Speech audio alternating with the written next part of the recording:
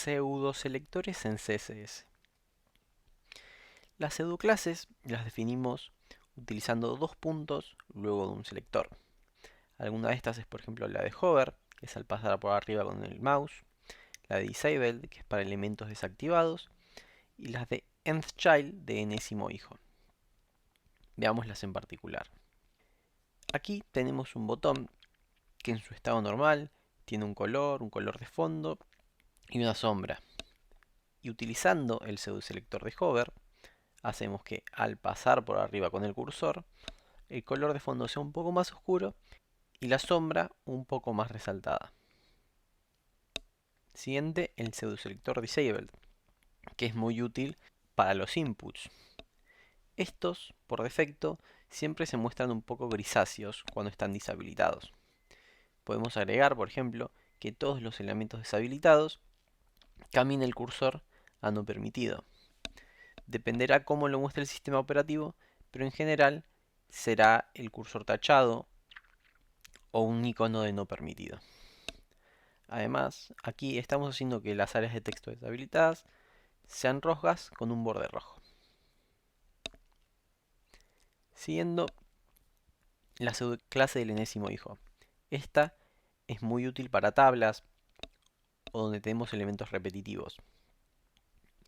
Por ejemplo, aquí estamos diciendo que los ths dentro del primer tr de una tabla tengan un color de fondo y de letra particular. Más útil que seleccionar hijos individuales es, por ejemplo, seleccionar los pares. Entonces, a los tr pares, es decir, múltiplos de 2n de una tabla, le damos un color gris claro, como podemos ver aquí. Y además de pares, podemos seleccionar los impares. Aquí podríamos poner 2n más 1 para seleccionar todos los impares, o utilizando 2n más 3 conseguimos saltearnos la primer fila. Y así le damos un color azul oscuro. Además, en vez de utilizar números, podríamos usar las palabras firstChild para el primero, lastChild para el último, o evenOdd para pares e impares. Siguiente, los pseudoelementos. Estos los marcamos utilizando dos puntos luego del selector. Los casos más comunes son los de before y after, que vienen antes y después del elemento. Veamos un ejemplo donde tenemos un párrafo con i de exclamación. Y luego en el CSS, a los selectores de before y after luego de exclamación, podemos agregarle el contenido. Y entonces veremos en nuestra página que se le agregan los símbolos que elegimos. Y si nosotros luego inspeccionáramos el código, veríamos que se le agregaron los pseudoselectores. Veamos el código. Primero estamos seleccionando un tipo de letra para todos los elementos y espaciando un poco las secciones. Luego aquí tenemos el estilo de los botones. Estamos agregando un poco de relleno, sacando los bordes y dándole un poco de redondeo. Luego tenemos el estilo común del botón y luego un estilo cuando nosotros pasamos por arriba con el mouse. Además, utilizando el pseudoselector de Active, podemos cambiar el color cuando presionamos el botón.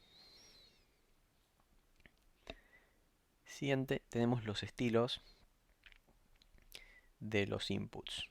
Podemos ver cómo varía el cursor cuando le pasamos por arriba a los inputs que están deshabilitados.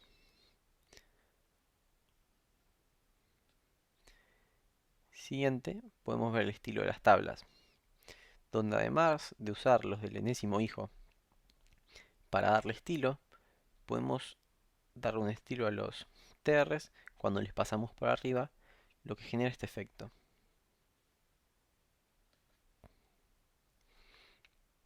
Por último, podemos ver los pseudoselectores de before y after, que le agregan cualquier contenido antes o después de un elemento.